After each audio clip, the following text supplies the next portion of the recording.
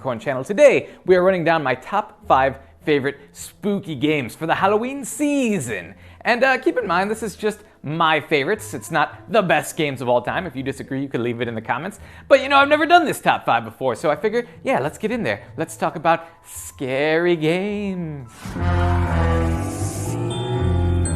Now, creeping its way into the number 5 spot is Outlast. It's a game where you're a reporter investigating a mental asylum, a situation that can't possibly result in anything spooky happening. Now, I played this game way back in the backseat gaming days of Smosh games, and it's pretty creepy. You're a reporter armed only with a camera, and you have to navigate this maze-like mental asylum with all these mental patients trying to hunt you down and bash your brains. And some of them are just sitting there creepily, and they're just crazy talking to themselves. But others are really, really aggressive and mean. I remember we were hiding in a locker, hoping this guy with a bat didn't open the locker and check it and bash our brains in. It was very spooky, and there were a few parts that stuck with me long after the game ended. The nude guy part was nuts. Literally, you could see his nuts, and he was chasing you around, and he's all naked and creepy, and you just wanted to get away from that naked man. Yeah, no me gusta creepy naked guy. Also, the elevator scene. Jesus! The elevator scene. Now I'm having flashbacks. Let's move on. Spooking its way into the number 4 spot on my list is The Evil Within 2. This game, the boss fights are really what made this game. They were just out of this world. You start off pretty much fighting a multi-headed buzzsaw monster, and it just gets weirder from there.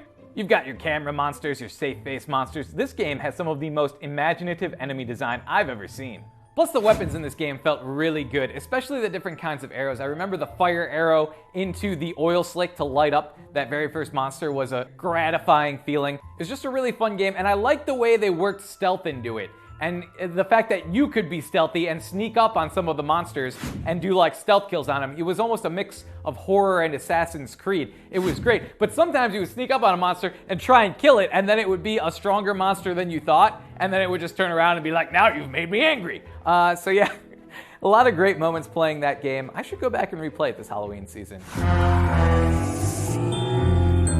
And scraping its way into the number 3 spot is the game Clock Tower. And man, Scissor Man is just one of the scariest villains of all time. I mean, you got games like Resident Evil, okay? Resident Evil's got Nemesis and Mr. X, and those are huge, towering monstrosities. One of them has a rocket launcher, and they hunt you relentlessly, but they're big, imposing dudes that scare you. Scissor Man was this little hobbled over guy with this giant pair of scissors that would hop around horrifyingly. God, the way he moves around the map was just the scariest part of the game. And oh my God, you'd be hiding in a bathroom stall, and the game had this weird coin flip system. So if you went into a bathroom stall to hide, he might just look around and then kind of hobble out of the door, or he might stab you right through the stall door and kill you. It was just a crazy, intense game. So much suspense waiting to find out if Scissor Man was gonna kill you or not. And he's just one of the best baddies of all time. I love him.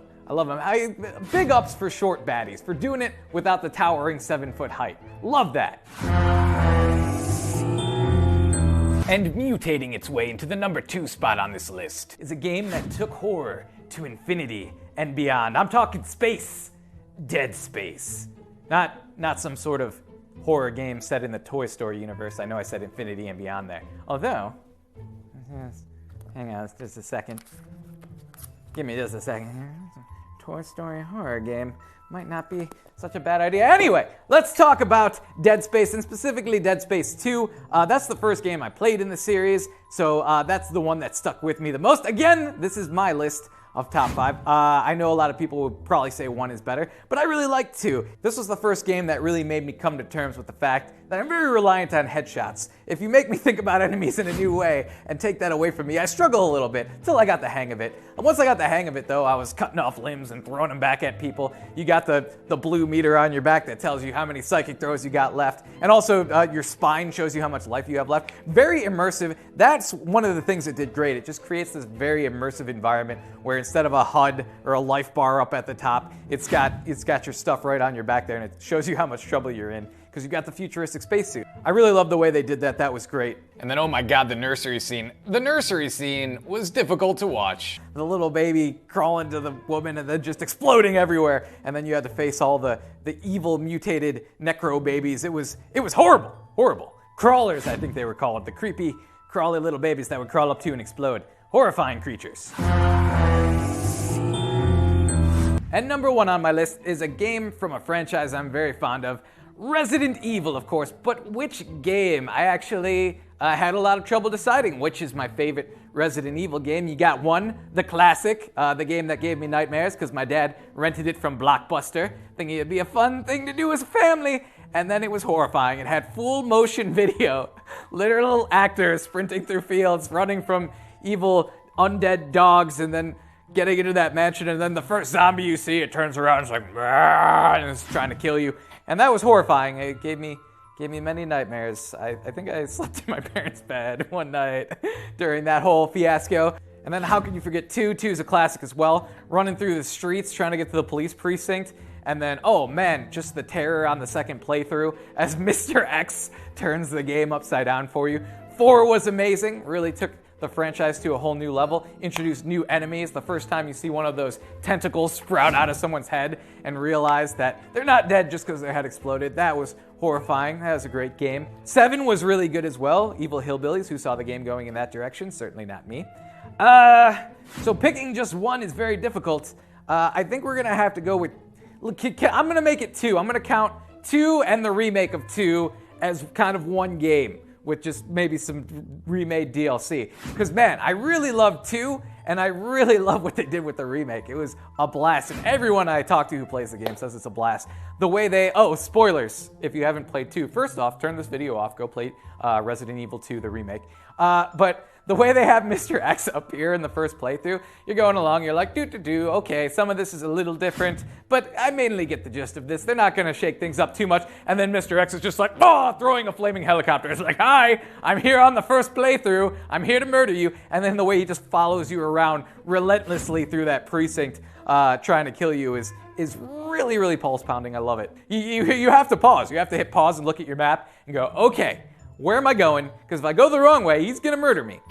And then just being able to aim with a mouse and keyboard is something I never knew I wanted so badly in a Resident Evil game. It really is a world of difference. It's so satisfying to be able to aim like that. And you get so much backstory, new Umbrella into that game. It's awesome, and all the little documents and stuff. It's just a really well done game. Also, as I mentioned, if you watch my Instagram, who designed that police precinct? The answer to that is it was actually a museum. That they turned into a police precinct. But that's less fun. I like to imagine it was just designed by a madman who was really had his fingers crossed for a zombie apocalypse and really wanted to make people suffer. Welcome to the Raccoon City Police Department, new guy. Any questions? Just, where's the coffee machine? Yeah, you just head down that hallway and put the 3 medallions into the base of that statue. Then once the bookcase spins around, you're going to want to play the correct notes on the piano. After that, use the heart key you got from the safe on 3B, not the diamond. I'm just gonna go to Starbucks. And that's it. That's my list. Now, a lot of people are probably mad right now. They're like, but what about this game that I love? Well, leave it in the comments for me. I'd love to talk about it. I'd love to play it if it's a game I haven't played yet.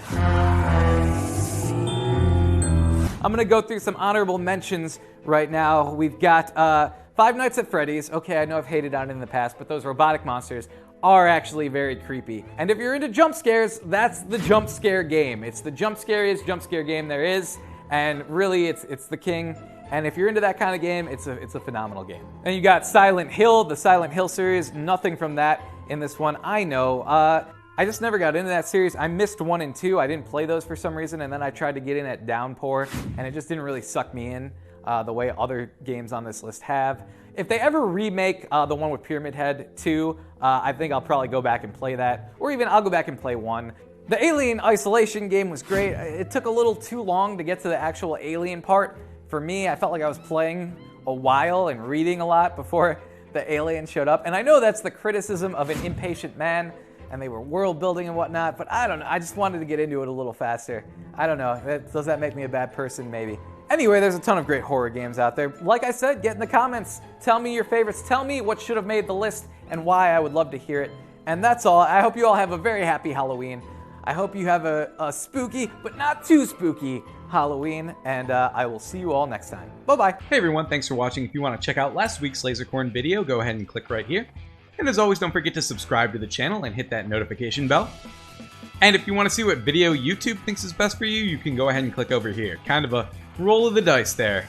Alright, see ya!